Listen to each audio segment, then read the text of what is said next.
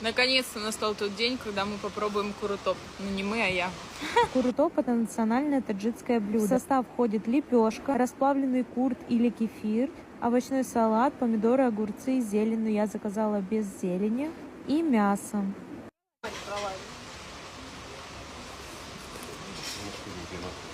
Ну ладно, кефир, да? Ну, какое-то жирненькое. Это капучино. Я такой не мясо. Салат с Домашний шакарон. салат с мясом, да. Брюшко. Домашний шакарон. Салат. Салат? Да, домашний шакарон. Это А это вкусно. просто салат. Я прямо все съем. Ну, я сейчас вам дам попробовать всем. Ой, пошли Да? Пойдет. Попробуем. Капец я ем, как свинюка. Вкусно.